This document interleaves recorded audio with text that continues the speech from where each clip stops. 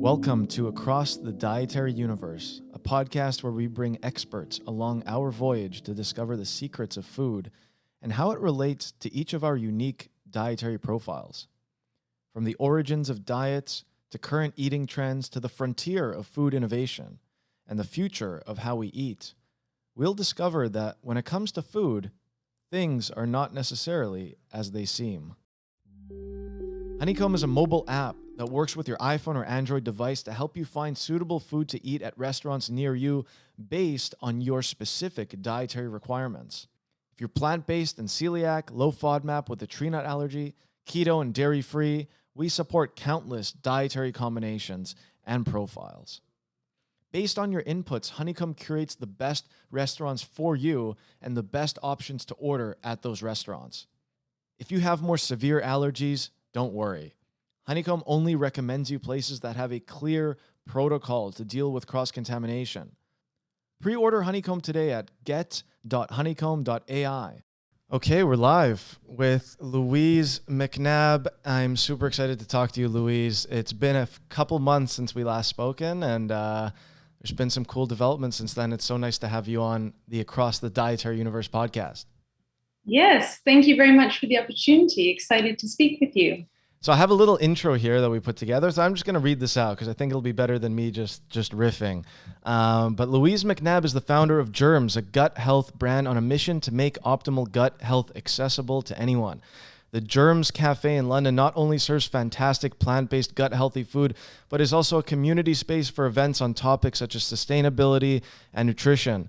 JERMS has also launched their own brand of nutrition supplements. Louise is a corporate lawyer turned gut health entrepreneur. Her high-stress career led her to suffer from gut issues such as SIBO, leaky gut, acne, chronic fatigue, anxiety.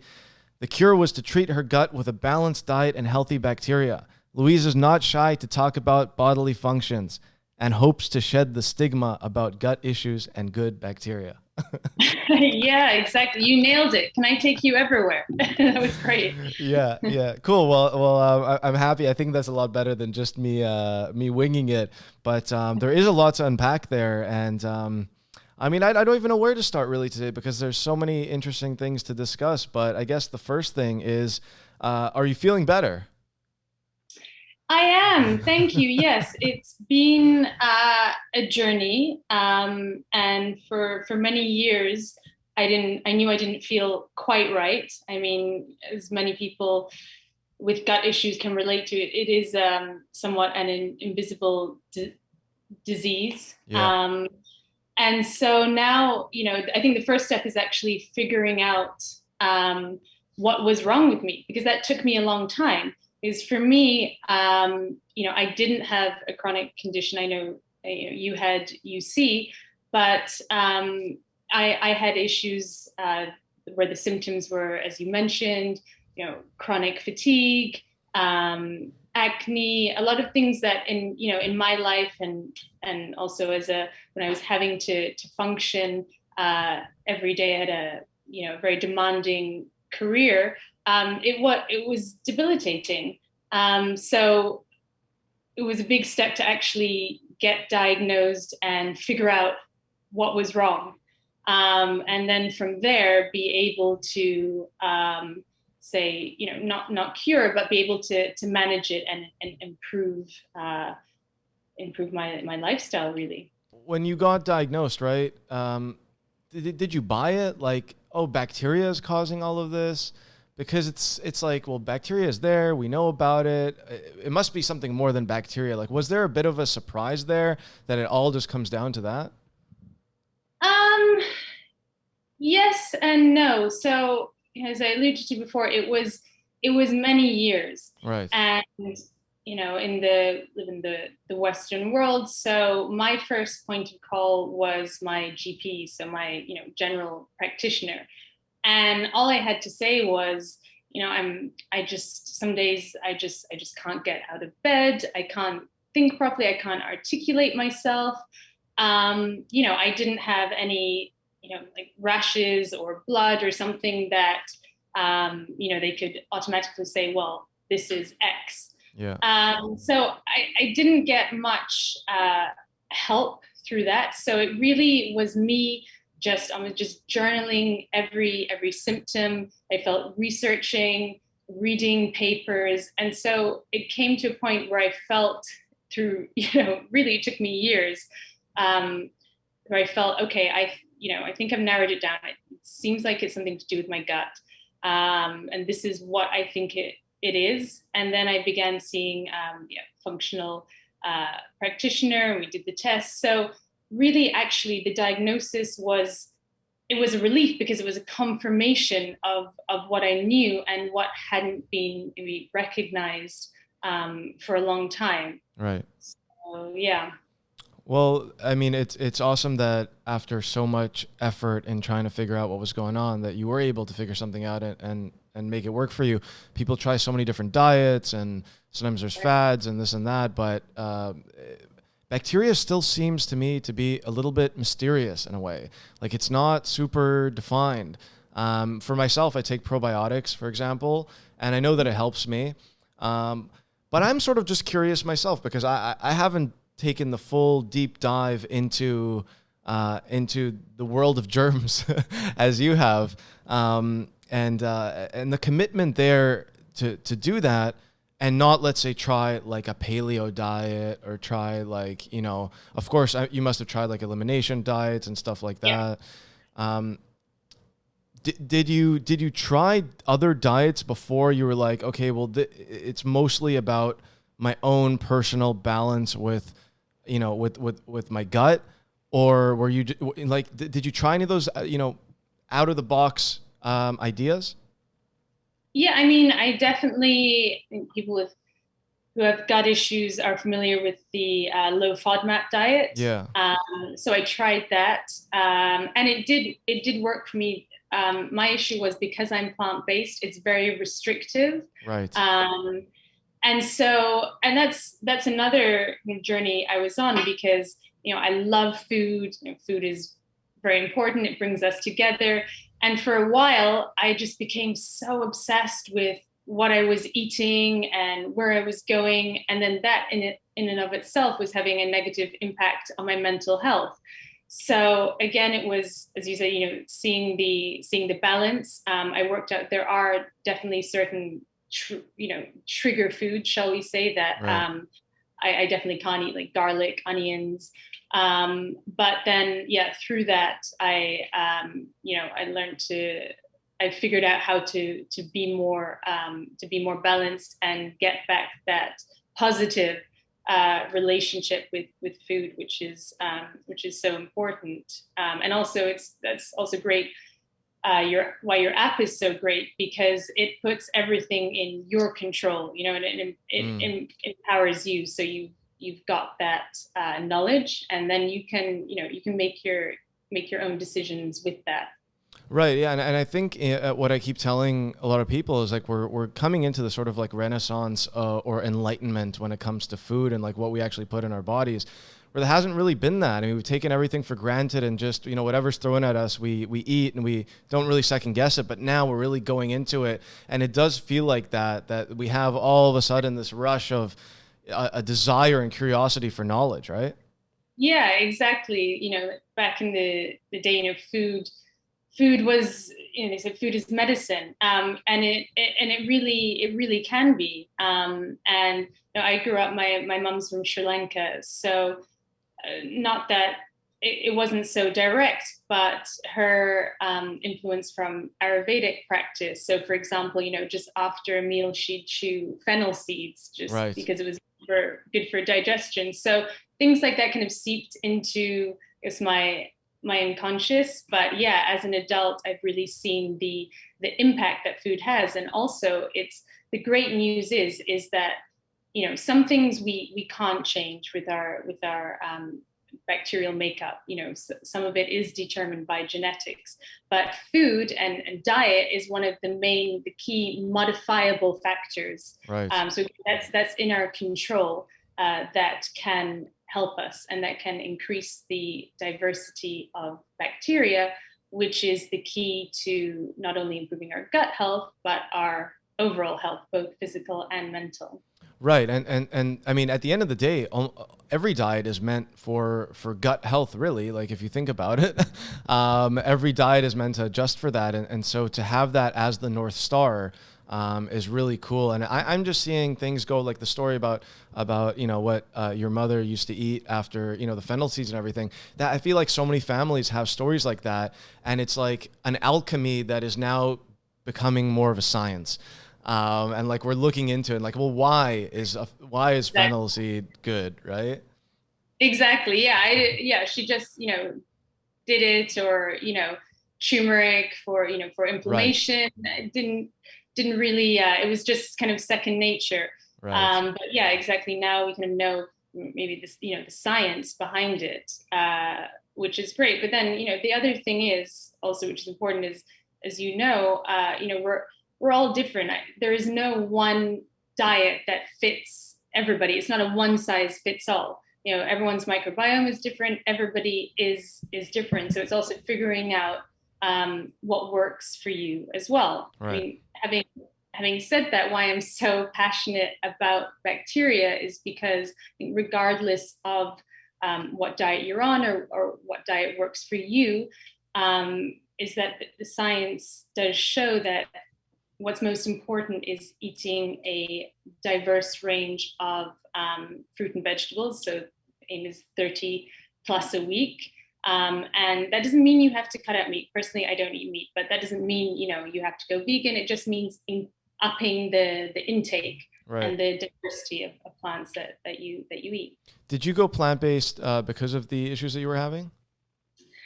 I did. I started, and it was the first kind of stage.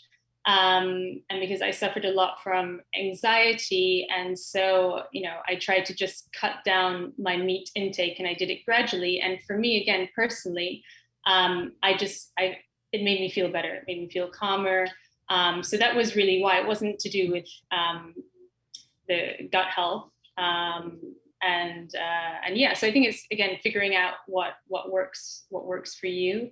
But yeah, Got it. eating as much as you can works. Right. How did you go from, I mean, people are probably curious, but how did you go from a corporate lawyer to founder of a gut-friendly restaurant? And are you still practicing as a lawyer?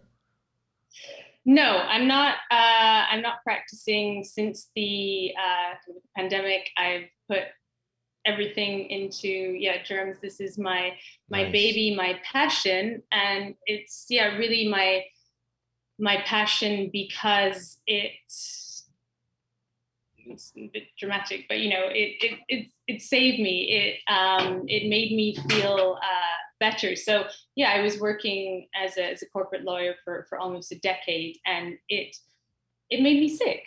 The lifestyle, the long hours. It was a lot of stress. So I suffered from a lot of stress induced Right. issues. So it was my journey on finding that out. And of course, when I finally did realize, I became so passionate about it, because for years I'd been studying this, and you just really also want to just get the word out and tell everyone else how important it is, and how they can feel better as well. I need you to talk to my brother because he's a corporate lawyer as well in Toronto. And he Okay. has UC as well. Like he was diagnosed with it. Yeah, it's really weird because he was diagnosed within like 2 months before I was diagnosed. Wow. And he's 9 years older than me. So super strange. And Wow. Yeah. yeah, I can't imagine. That's a lot, him practicing and suffering from a chronic condition. yeah, yeah. Especially after work, you need to drink whiskey to deal with all the Yeah. problems. And so that doesn't It's really part of vibe. the job description. Yeah. Exactly. Yeah, exactly. Closing deals to like what, like 1 in the morning, 2 in the morning. Like it's a tough situation to be in. So you might have some tips and tricks. I'll tell them to listen to this episode maybe. But yeah, so you followed your passion, which is amazing. You followed your gut. Pardon the pun. Sorry, I had to say that. But let's talk bacteria now, because I think a lot of people are interested in that, and I'd like to let the listeners know, because we talk about so many different things, but actually bacteria hasn't been we just sort of like touched on it, I guess, superficially. So can you sort of explain what is good bacteria and where do we get it? Yeah, sure. So really, I'd say there is no kind of ideal healthy gut. I mean, there's about over 1,000 species of bacteria and more than 5,000 strains. We do know, and so the scientists have discovered some good strains of bacteria, like you've probably seen them on the back of yogurt or probiotics like lactobacillus or bifidobacteria, all the big Latin names, the Yeah, things yeah. that you can't pronounce. But really, what they have concluded so far is that it's less about getting the good, and it's more about the diversity. So the number of species that you have, getting that balance. Right. And so the good news is that you can increase the diversity of bacteria via your diet. So eating more variety of plants and plants. Also more fiber. But there's beyond diet, which as I said before is a key modifiable factor. There's also lifestyle factors. So like stress mitigation, quality of sleep, even exercise can actually have an effect on the diversity of bacteria That's that so you have in weird. your gut. That's so not It intuitive at is. all. It is. It really, really is. So there's so there's many different factors, but the most important is to have the diversity.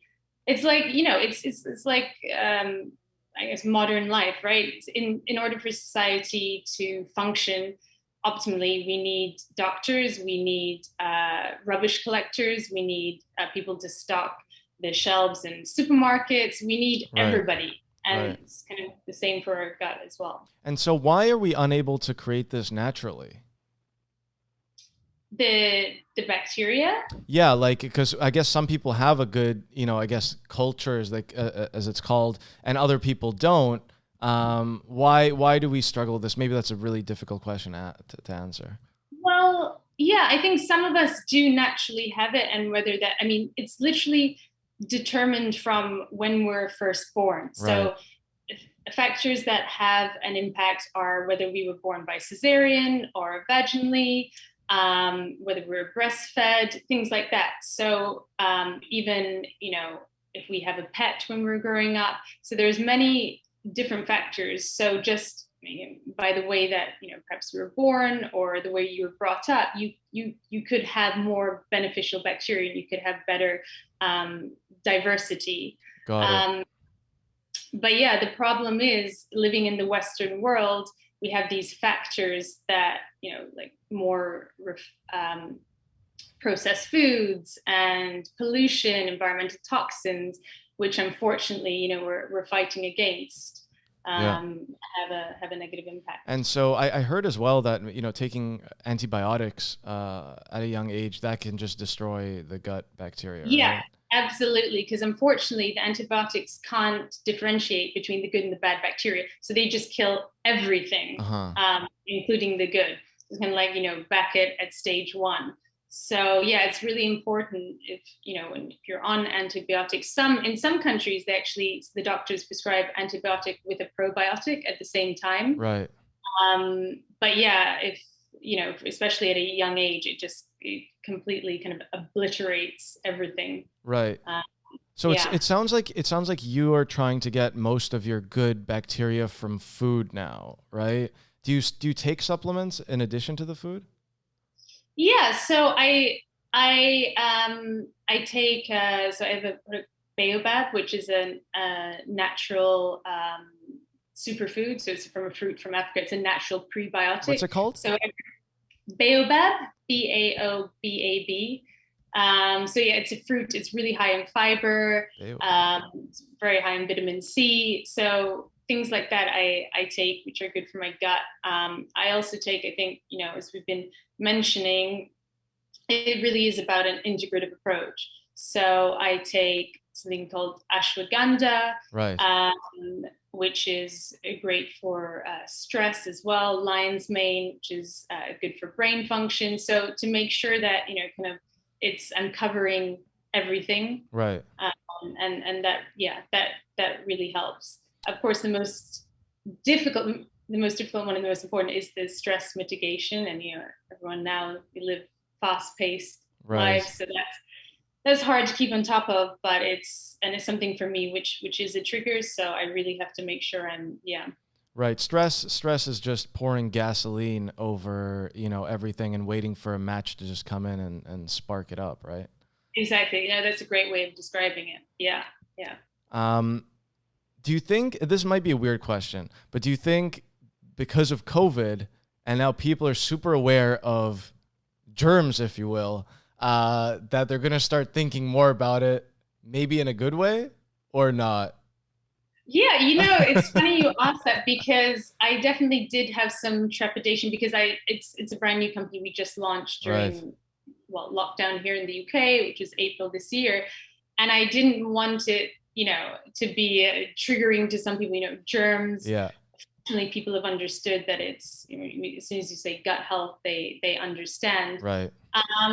So yeah, it's funny, because one of the things also that has a big impact is what's the so-called hygiene hypothesis. So basically, we're too clean, and it's something that is very important in terms of gut health. Not we don't constantly have.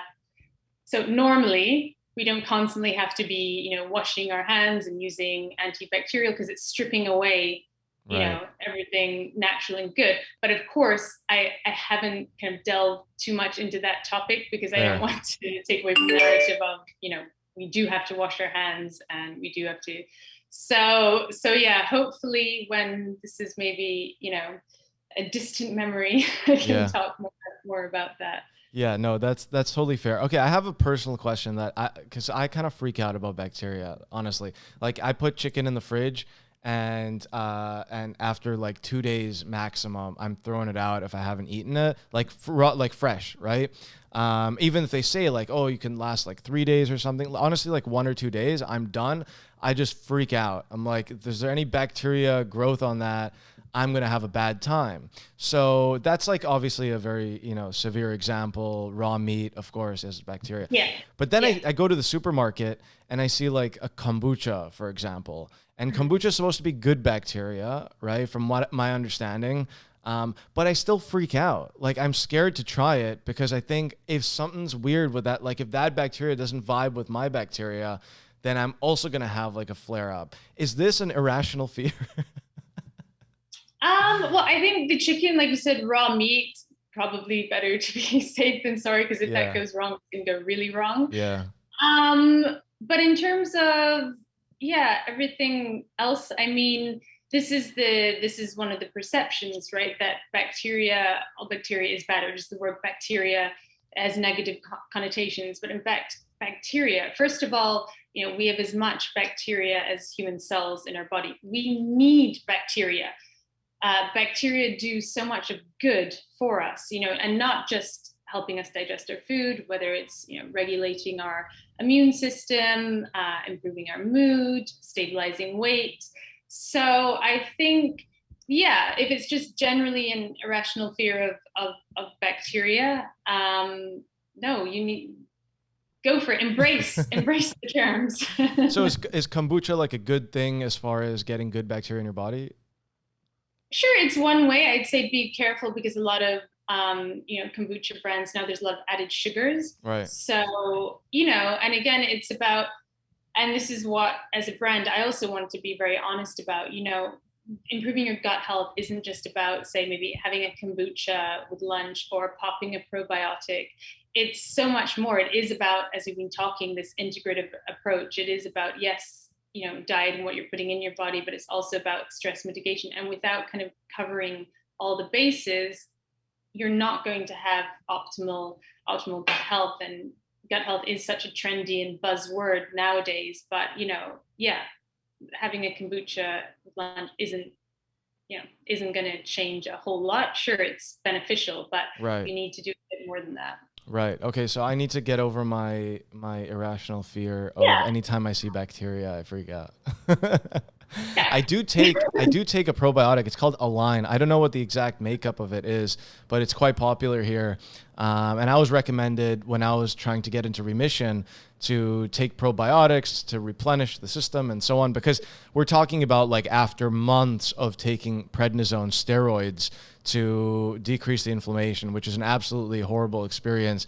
My dosage was so high with prednisone that my hands, like I would hold my keys to get into my apartment, and my hands would be shaking like, Wow. like some neurological disease or something like that. So it definitely affects you. And so in order to replenish the system, they recommended taking probiotics.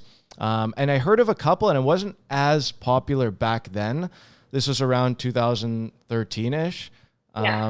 And now it's become sort of much more mainstream. And now you can go to any pharmacist or any market really, and you have a variety of choices to get. So how does one go about figuring out like what's a good which is a good one to test? You just guess and test? Like, how do you figure that out? That's a good question. I mean, I think if you want to get really scientific about it, maybe you can Google the actual strains Right. of bacteria. I don't know what it's like in Canada, but here in Europe, they are regulated, and in order to be called a probiotic, it has to have a certain level of bacteria amount of bacteria Right. in it, Right. which is a good thing. So I'd say just do some research, Right. and yeah. And okay, so that's helpful, because I also had a friend the other day. He was telling me, you know what, I went to this restaurant, something went wrong at the restaurant, and I had a bad time. My wife and I actually both had a bad time. So what we did is we went to, because he was thinking maybe I should go to like the emergency or something like that. He went to Wow. the, just like, a ton of pain, a ton of whatever, food poisoning, right?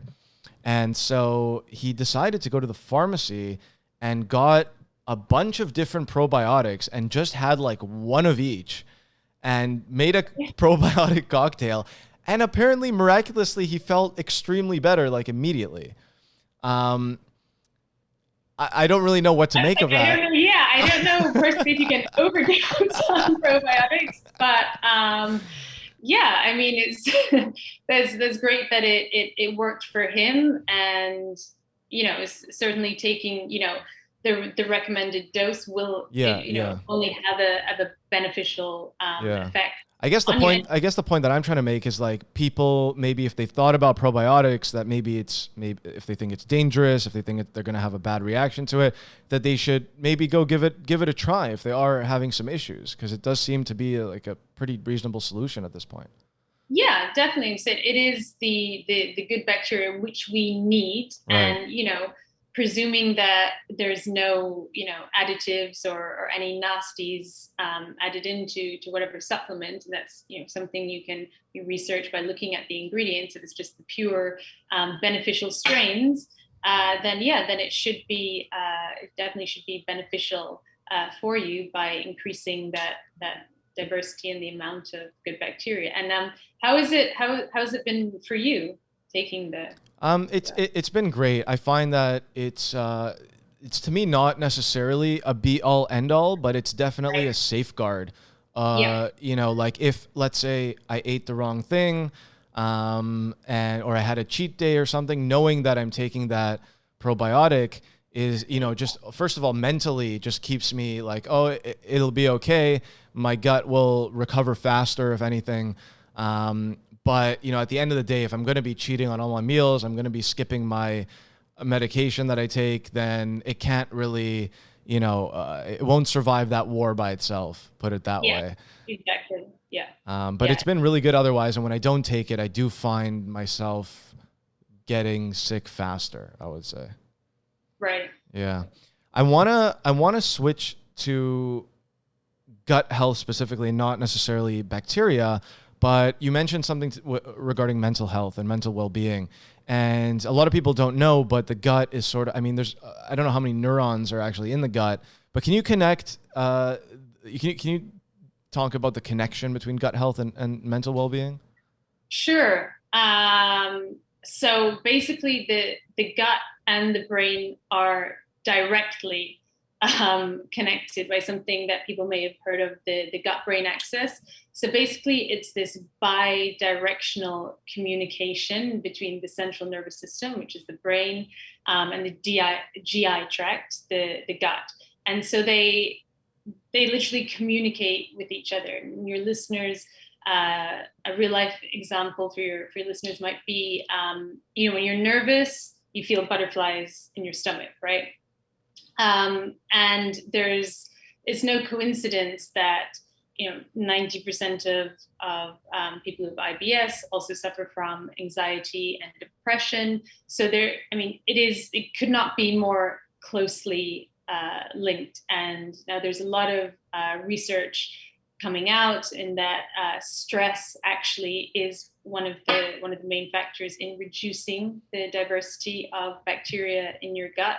So yeah, they're completely intertwined.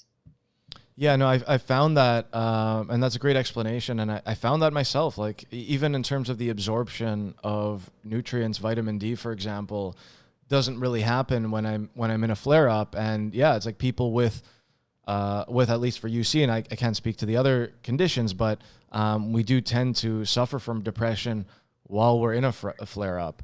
And Right. then it's just like a toxic cycle that, continues, right? Yeah, exactly. It's tough. And what is it about the, let's say like British / North American, or we can call Western diet, that hurts like our gut health? Or is there specific type of things that we eat that is just ruining our gut? Yeah, I think it's just that prevalence of high processed foods, more refined sugar, and of course the highly processed foods have less nutrients in it. Another thing which we're severely lacking, and which I personally don't think there's as much emphasis put on it. I always hear about, protein deficiency or this and that, but actually what we should really be concerned about is fiber deficiency. So here in the UK, and I imagine it's probably similar in Canada, so 9 out of 10 of us aren't getting enough fiber. The recommended intake is 30 grams a day, and we're only getting 18 grams a day. So fiber is really important because it's what the good guys, they munch on it, they love it, they produce the short chain fatty acids from it, which in turn helps to heal and nourish the gut, reduce inflammation. So that's definitely one thing that I think is lacking in the North American British Right. diets. So there's a long way to go, and it's a little bit disappointing, frankly, that you can't just go out to any restaurant and say, hey, can I have the option that's going to make my gut feel okay, and that's going to be part of a well-balanced diet. The thing that is so weird and annoying, it's like you'll go to like McDonald's and they list their nutritional information and stuff, and they'll list this thing and that, and it just like stop. Yeah. like I think they say in England, what do they say? Come off it, right? That's what you guys say. Yeah, exactly. I mean, what are you going to do with that?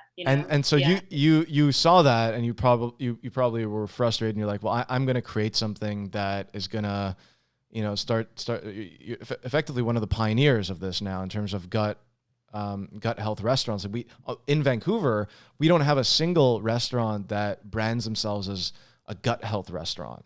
And so I think you really are at the, at the frontier of developing this. And I'm curious to know a little bit, obviously there's a ton of entrepreneurial challenges during the pandemic, and we can get into those, but I'm sort of curious how the public has reacted to this type of a menu. I mean, looking at the items all sound great.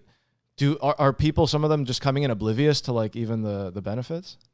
Yeah, absolutely, which I think is a great thing, and we definitely did when we were designing the menu. Again, you mentioned in the start, it's important for me for everything to be accessible, whether Right. that's from a price point or an explanation point, or so we've got things like we have like an avo toast on the menu, right? Everyone loves avo toast, but our twist on it is that we incorporate we've got a pineapple and turmeric kraut. So something that's fermented, you've got the turmeric there, which is also good for your gut. So, getting away from this old kind of mentality that, anything that's maybe healthy or something that's really beneficial for you has to taste disgusting, Right. So yeah, we have fun with it as well. I've got a blue spirulina. We make the blue spirulina smoothie bowls from it. So it can taste delicious. You can, get in your 30 plus plants a week, or your increased fiber in a way that's, really, really tasty and, accessible. And it doesn't feel like you're, having to get it down, and tick the box. So Right. yeah, it's been really great. Awesome. And what's I'm looking at the menu right now. There's something called the names and everything just sound amazing, and I'm very disappointed that I can't just fly there and go try it, because then I have to come back and do a 2-week quarantine. So I'm just waiting for that to lift, because I have some friends out in London. I think I was telling you that I'm looking to come check it out. But the pink dragon, what is pink pitaya? So this is one of JERMS smoothie bowls. It's a pink dragon. It says pink pitaya, mango, JERMS, morning glory, functional granola, banana, coconut. Sounds amazing. Whoever's listening in London, better go check that out. What are you waiting for? But what is pink pitaya? Pink pitaya, it's also known as dragon fruit. Okay. It's a fruit. It's common in certain parts of Asia. It's good for digestion. So we add that in. Pineapple also has some bromelain in it, natural digestive enzymes. And then our functional granola, we also add some ashwagandha in it. You're getting kind of everything in there, and it's still, it's actually one of the great things about, because I have the products and I have the cafe. Yeah. So it's been really great, because a lot of people, may not be aware of some of the products that I have. Yeah. Can you talk a little bit about the products that people can buy them, and do you sell them online as well? Yeah, I sell them online, and you can also pick them up in store in our cafe. Okay. So it's as people have probably gathered by now, I'm very passionate about taking this integrative approach. So that's why our first collection is called the integrative collection. So you have products in there that are good for your gut, like the baobab, which we talked about before, which is a natural prebiotic. Right. You've also got lion's mane and ashwagandha, which are adaptogens. They are fantastic for anything cognitive, as well as being high in fiber as well. So everything, you're still getting the benefits for your gut. Same with our ceremonial grade matcha, because I know a lot of people, including myself, with gut issues, coffee doesn't always work well for us. Right. Yeah. Fair. It exacerbates the situation. Most definitely.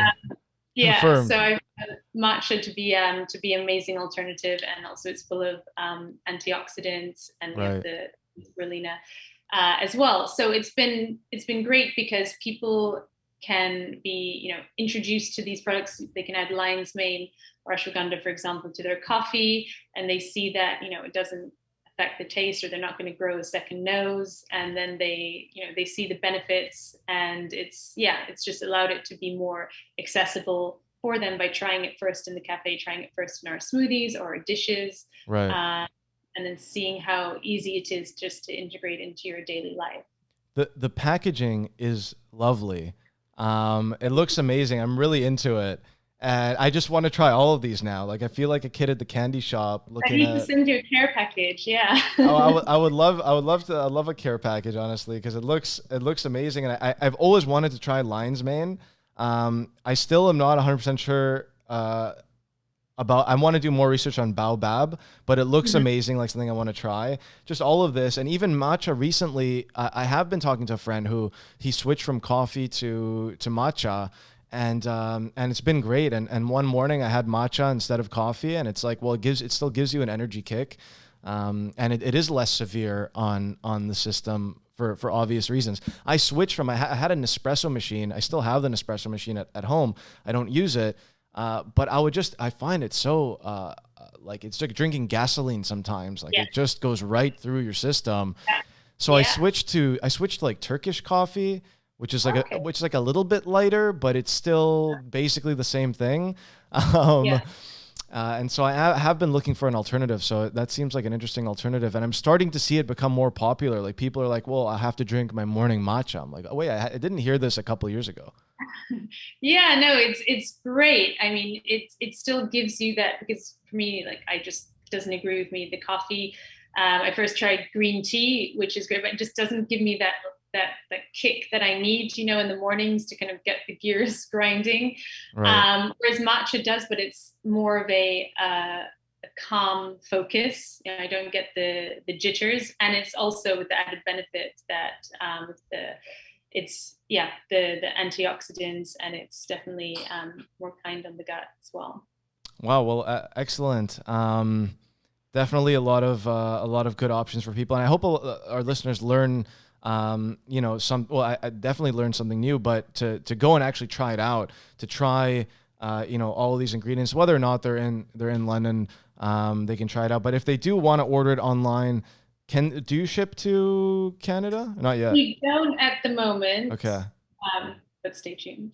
Okay. Interesting. It's like keep Yeah, people waiting and. yeah, exactly. But sure, you can still, visit our website, www.wearegerms.com. We've got a journal on there as well. We have some interesting articles Right. and interviews. Yeah, journal's And great. I just checked out your exercise and the gut connection there, so that was really cool. You can also follow you um, at We Are Germs. That's JERMS. We Are Germs. Fantastic page. The branding is awesome. Everything about it is really cool. When you reached out to us initially, I thought it was great. I'm like, it's exactly the same kind of mission that we're trying to achieve, and basically the new frontier, the new renaissance of food and technology and everything in between. And I guess the last question for you is, you did reach out to us to use, our tool, yeah. and so sort of why were you looking for this type of tool, and how do you see the future of restaurants sort of come together, given that this is where we are right now? Yeah, I mean, well, I reached out to you because of my own experience. So feel that you have somewhat solved a problem that people for myself, with digestive issues had. So, we'd always feel nervous when we went out to dinner, or we'd have to studiously look at the menu to try and decipher beforehand what we were going to be able to have, what was going to be compatible. Right. And this just takes out the worry. It empowers you, because it puts everything into your hands, so you can be sure that what you order is not it's not going to have an adverse effect. And then, of course, your own story, suffering from digestive issues, and why you created that, and the mission that you're on, really resonated with me. So it's Sure. been it's been so great to have it in our restaurant, both for the customers, because they're able to navigate so easily and feel confident in what they're ordering. And I have to say, as a business owner, also for a staff as well, because of course, as a health food business, we always get questions, does this have this? Can you do this without? And it's been a lot easier just to say, to answer, but also saying, you can scan this and Right. see yourself. So it's been really great. And in terms of the future, I mean, this is without a doubt the future. Unfortunately, as I'm sure it's at the moment, people with allergies or intolerances, it only seems to be increasing. Yes. And it's something that I feel a responsibility as a restaurant owner, to be able to mitigate that, to be able to provide some sort of solution, to be able to provide reassurance as well, and make it as a pleasant experience as possible, which is exactly what your technology does. So it's you've done an amazing job. What a testimonial, ladies and gentlemen. No, I mean, it's music to my ears, and I want to see. I had this vision going to. I have this 1.5 hour trek to university way back when, and I just, there's only like Subways, or there's little coffee shops and stuff, and there's no place to just go grab something healthy that I could take with me and move on. It was always a big to do to find something, good. And so I want to see, my vision for the future is, restaurants like JERMS just becomes ubiquitous, like everywhere you go. It's like, oh, like obviously you want to eat something that makes you feel good, and you're not going to have a food hangover after eating it. Like, what a novel idea to eat food that makes you feel good after. Right, exactly. And I feel like the demand is there right now. And so the restaurant business needs to catch up with that. So it's a great tool that's really easy to integrate, that lets us do that. Right. Well, it sounds like we're on the same page, and hopefully, we're both going to continue working to make that a reality. And maybe, who knows, sooner or later, we're going to see JERMS, the second location and the third location. And I'm sure that every restaurant owner, that's at the back of their head, the dream, right? So I'm excited to see what's to come. Louise, it's been a pleasure. Thanks so much for coming on, and look forward to talking with you again soon. Thank you. Hopefully see you in London. You see you soon. See you.